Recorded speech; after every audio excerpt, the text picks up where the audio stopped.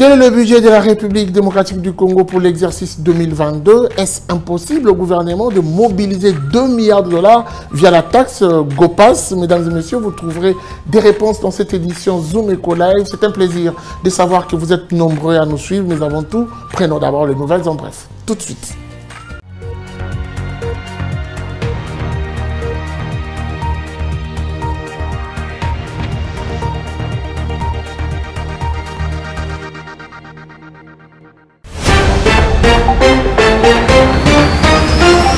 Débutons ce nouvelles en bref avec cette information. Les dépenses du secteur du sport et loisirs en République démocratique du Congo ont explosé au cours de l'exercice budgétaire 2021. D'après le dernier rapport sur les états de suivi budgétaire de l'année 2021, le gouvernement de la République démocratique du Congo a alloué plus de 68,8 milliards de francs congolais, soit plus de 34 millions de dollars américains pour les secteurs du sport et loisirs. Autre information, le ministre de l'enseignement primaire, secondaire, technique, Tony Mwaba Kazadi, a présidé le mercredi 2 février 2022 la deuxième réunion du comité de pilotage du projet d'équité et de renforcement du système éducatif PERS en sigle. En effet, le comité a adopté le budget pour les activités du premier semestre de l'année 2021 fixé à 60 millions de dollars américains. Quant aux chiffres relatifs au second semestre, ils seront dévoilés ultérieurement. Nouvelle en bref encore, le secteur de l'entrepreneuriat de la République démocratique du Congo devra recevoir dans les prochains jours un coup de pouce d'un groupe d'opérateurs économiques de la Turquie. Ces investissements devraient avoisiner 1 milliard de dollars américains. C'est le directeur général de la Chambre de commerce de la RDC, Christophe Kimona, qui a annoncé cette nouvelle le mercredi 2 février 2022 lors d'une conférence de presse organisée à Kinshasa. Et pour finir, le ministre de la Communication et Médias, Patrick Mouyaya Katembwe, a conjointement animé une conférence de presse ce jeudi 2 février 2022 avec le directeur général de l'ASNEP et le gouverneur de la ville de Kinshasa. Dans ces face-à-face avec la presse nationale et internationale, les 3 intervenants sont revenus sur les causes du drame survenu au marché de Matadi-Kibala à Kinshasa et les mesures prises par le gouverneur de la ville. Dans ces face-à-face avec la presse nationale et internationale, les 3 intervenants sont revenus sur les causes du drame survenu au marché de Matadi-Kibala à Kinshasa et les mesures prises par le gouverneur de la ville. Et avant de nous quitter, on en fait en image tout en présentant ses condoléances aux familles frappées par l'incident au marché de Matadi-Kibala. Seb Congo s'associe à leur désolation et leur tristesse et saisit l'occasion pour rappeler avec insistance qu'autant qu'il est dangereux de construire sous les lignes de transport du courant électrique en haute tension, de même il est dangereux d'ériger des habitations ou toute autre forme d'activité à moins de 15 mètres de servitude de part et d'autre du pipeline. Mieux vaut prévenir que guérir. Seb Congo confirme que les maisons construites à côté et tout au long des pipelines et d'autres installations pétrolières devraient être détruites pour éviter des incidents déplorables en cas d'incendie ou d'explosion due à la nature inflammable de produits pétroliers. Directeur sur ce plateau, merci de nous rester fidèles. Nous allons déjà prendre notre toute première rubrique, c'est donc les chiffres clés avec Judith Unamaka.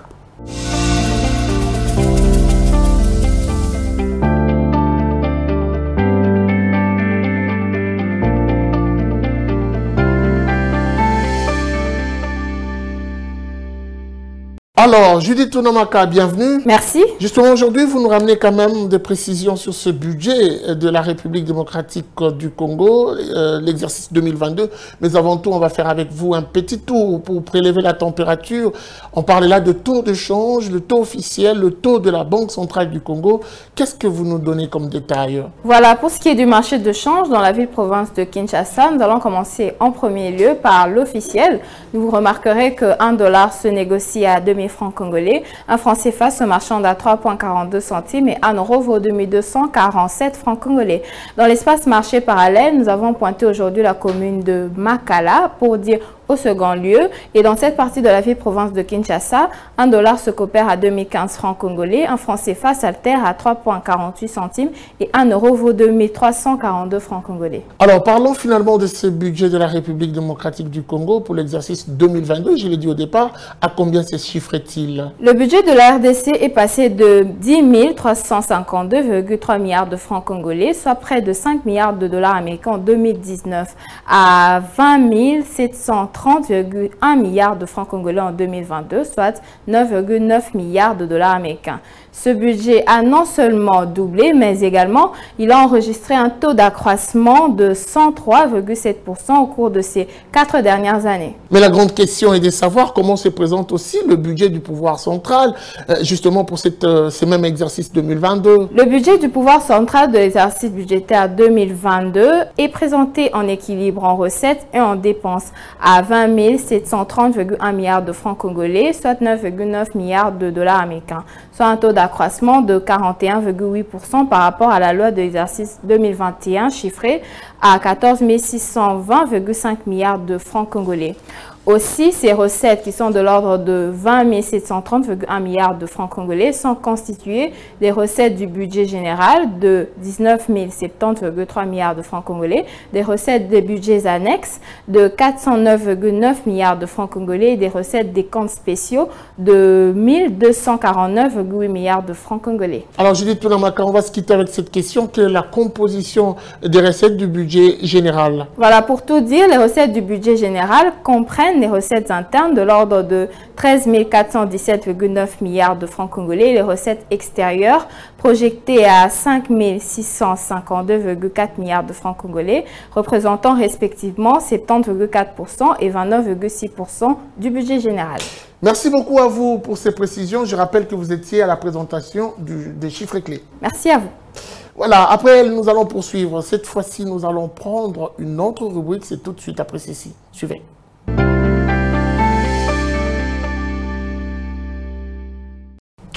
Bonne nouvelle pour le secteur de l'entrepreneuriat et on en parle avec Judith Piombo pour le compte du dossier. Il s'agit bien sûr de cette volonté des opérateurs économiques qui se disent prêts à mobiliser plus d'1 milliard de dollars pour booster ce secteur. On va l'apprendre tout de suite après ceci. Suivez.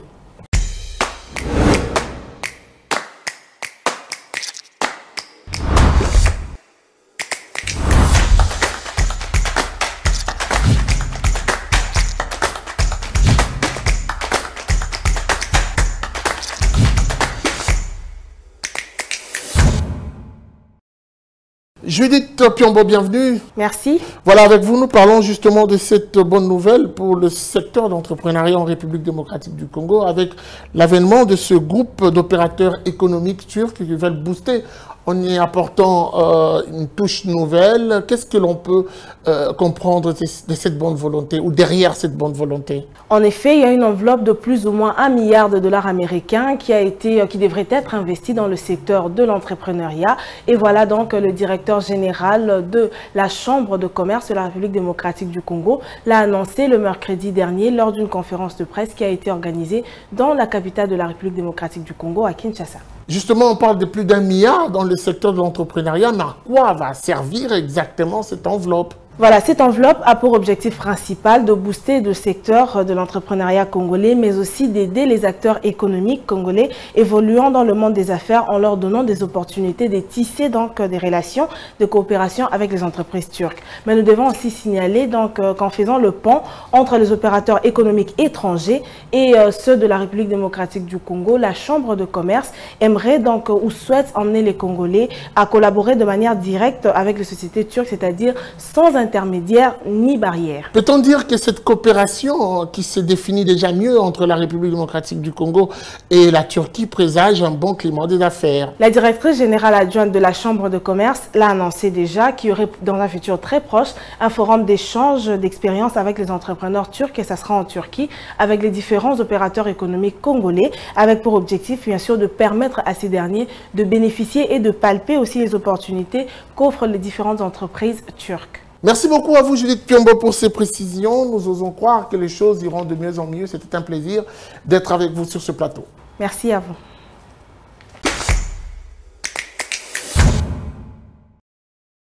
Ils sont appelés à rendre compte à la population, ces différents ministres du gouvernement de Warrior. Aujourd'hui, nous vous ramenons le ministre de l'EPST qui présente son bilan. Plus de 7 mois à la tête de ce ministère. Suivez ces reportages qui nous est proposé par le ministère des Médias. Tout de suite. Je voudrais tout simplement en un mot dire qu'on a hérité d'une situation explosive, d'une situation catastrophique. L'EPST était par terre. Il suffisait tout simplement de voir les niveaux des finalistes qui sont produits à l'EPST et envoyés dans nos universités pour comprendre, n'est-ce pas, ce qui se passe à la tête de ces ministères quand on est arrivé. C'est la pérennisation, la consolidation de la gratuité de l'enseignement. 2, c'est le redressement de notre sous-secteur de l'EPST parce que l'éducation c'est global. Beaucoup de choses, comme je l'ai dit, à faire. Mais déjà, en 8 mois, on a fait beaucoup de choses. On a essayé de bousculer les bornes, bouger les lignes. Et la première opération qui nous a permis de faire quelques réalisations, c'est le nettoyage du fichier Paye-Secop. Et il fallait commencer par nettoyer les fichiers Paye parce que ceci alourdissait les budgets de l'État et l'État était incapable de prendre en charge les enseignants, de supporter le sous-secteur parce qu'il y a des éléments étrangers qui ont élu domicile dans le sous-secteur. Bon, c'est un travail qui a commencé mais qui se poursuit. Mais déjà avec les ressources que nous avons récupérées dans le cadre du nettoyage du fichier Paye, la première grande action que nous avons essayé de réaliser, c'était l'augmentation des frais de fonctionnement de toutes les écoles publiques sur toute l'étendue du territoire national, qui sont passées de 45 000 francs à 2 450 000 francs.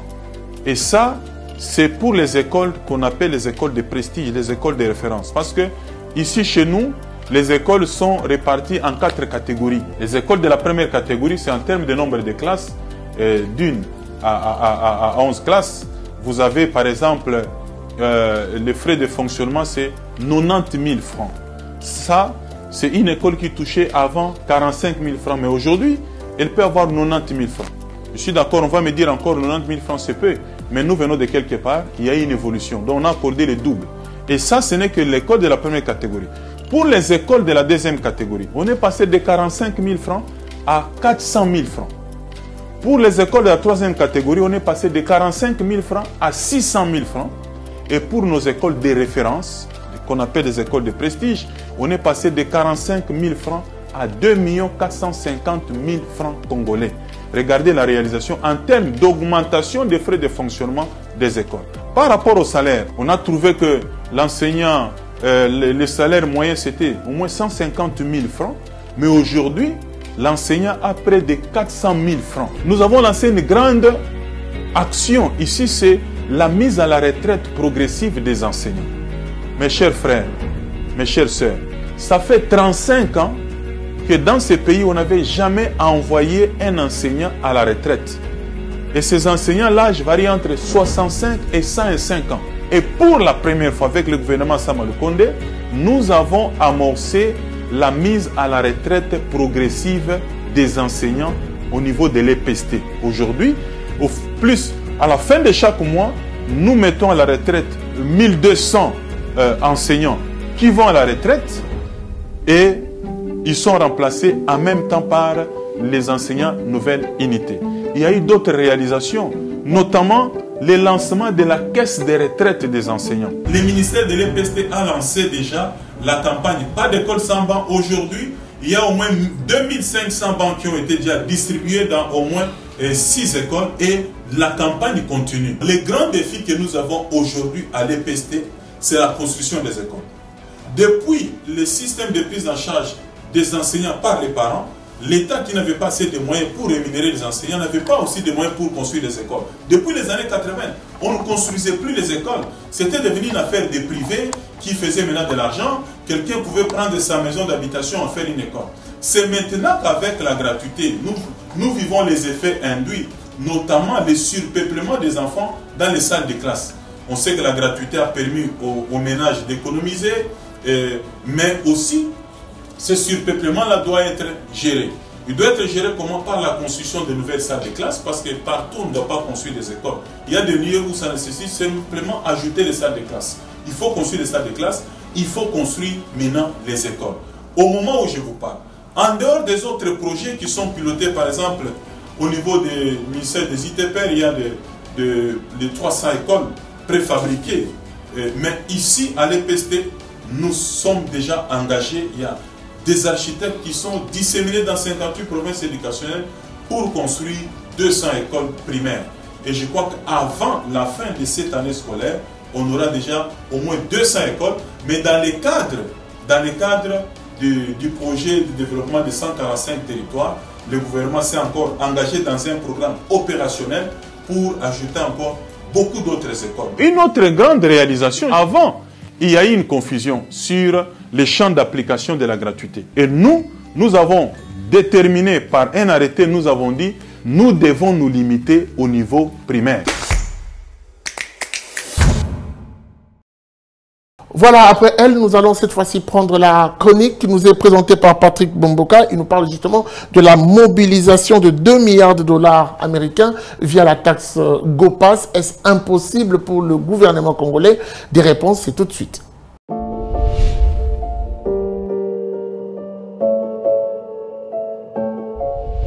Bonjour. Les recettes non fiscales mobilisées par la police nationale congolaise le sont au strict minimum. Ces contre-performances ont été observées dans le cadre de la mobilisation des recettes en 2021. Eh bien, selon les experts de la Direction générale des recettes administratives, domaniales et des participations DGRAD, il se dégage donc un écart entre le service de gardiennage qui a rapporté 24 milliards de francs congolais contre 1 seul milliard de francs congolais pour la rubrique amende transactionnelle. Eh bien, ces experts estiment qu'il est difficilement démontrable techniquement que le gardiennage génère beaucoup plus de recettes que les amendes au niveau de la police nationale congolaise. On estime donc dans la plupart des cas que les amendes perçues au niveau de la police nationale n'iraient donc pas directement dans les caisses de l'État. Du côté de la police nationale congolaise, l'on justifie ces contre-performances par une certaine défaillance de gouvernance. Eh bien, le manque de comptables publics et d'ordonnateurs des recettes au niveau de plusieurs postes de police à travers le pays devrait donc être rapidement comblé pour espérer relancer la mobilisation des recettes non fiscales au sein de la police nationale congolaise. Merci de nous avoir suivis.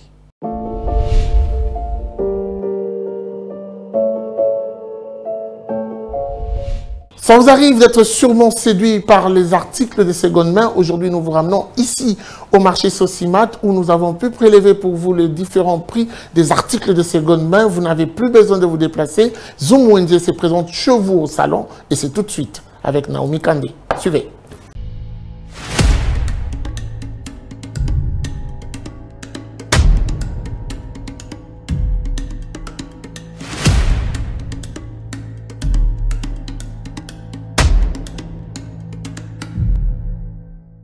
Voulez-vous renouveler vos meubles? Le marché d'aujourd'hui vous emmène dans un recoin où l'on retrouve des articles de seconde main se trouvant dans la commune de la Gombe au quartier Sosimat. C'est parti pour un nouveau OND. Dans ces marchés, vous y trouverez de porte-manteaux à double port où la petite mesure revient à 50 $. La grande mesure coûte 70 $. Un porte-manteau avec un support chapeau, le prix est fixé à 30 $ et 40 $, tout en dépendant de la dimension. Un berceau qui permet au bébé de passer ses nuits ou ses siestes durant ses 6 premiers mois. Cela est vendu à 200 $. L'ensemble d'une table et 4 chaises pour vos jardins et vérandas coûte 220 $. Une table basse et table de téléviseur revient à 450 $. Un miroir pour vos salons de coiffure ou maisons d'habillement est vendu à 180 $. Un abat-jour coûte 80 $. Un coffre métallique destiné à conserver de l'argent ou des objets précieux. Un coffre-fort de 25 kg se vend à 180 $. Celui de 50 kg coûte 200 $. Un coffre-fort de 400 kg revient à 600 $. Et la grande mesure de 450 kg coûte 650 $. Une garde-robe, le prix est fixé à 130 $. Un classeur dossier coûte 60 $ pour la petite mesure. La grande mesure revient à 150 $. Un chariot de service permettant de transporter des articles ou même de la nourriture, cela revient à 50 $. Clôturons notre marché avec un trieur métallique qui coûte 10 $. Merci d'avoir suivi Zoom Wendy. Restez connectés dans Zoom Eco Live.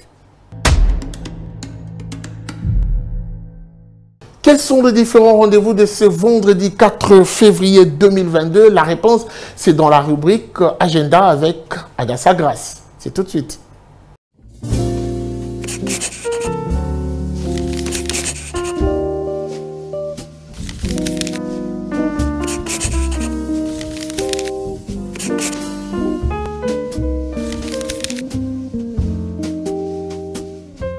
Bienvenue à l'agenda pour aujourd'hui, le séminaire de formation sur les techniques, stratégie commerciale sur le digital qu'organise Enid Digitech s'y tiendra à Kinshasa ce samedi 5 février 2022, dès 10h à 15h et sera axé sur pourquoi vos clients achèteront chez vous au lieu d'acheter chez vos concurrents. Le frais de participation est fixé à 15 $. Cette fois-ci, n'oublions pas le rendez-vous Masterclass Sushi pris avec Pullman Kinshasa.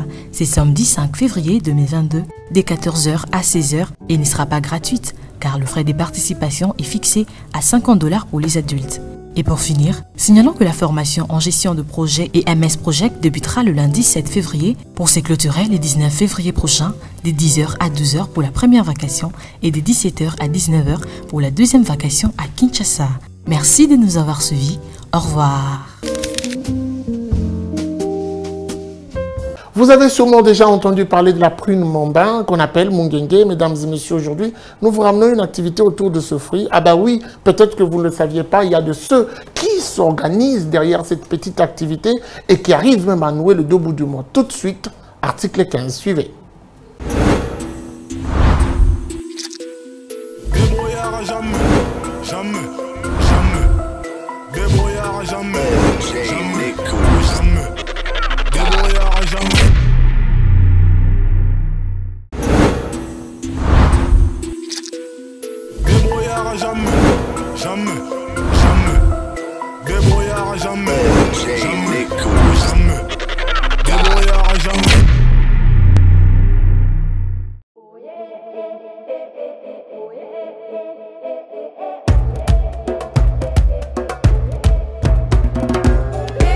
Atuka na bandi mukie koya mapolongulu na gomoyo kobana nanga oteka biloko nateka biloko mosusu nateka ka manga mingenge pai avocat biloko nateka na ume na mombongo ngesungaka pona bana esungaka na mombongo kako oyo tokuta na badifete mosusu kobwaka mokokuta na malamu otekiti nga na opesa conseil na mamama na oyo avai na ndako atala tunde biso mpe tozosala matongo obimi mwa mingenge oyo oluki kaka batandi mwa paipai otandi ndenga natandaka nautaka mosika na bumbu na ya awa ozwi bisi mpona kodebreka biloko mike oyo. Ce n'est fini pour aujourd'hui. Merci de nous avoir suivis. La suite, ça sera sans doute au prochain numéro avec le même plaisir. Vivez heureux, vivez sans temps. Au revoir et à très vite.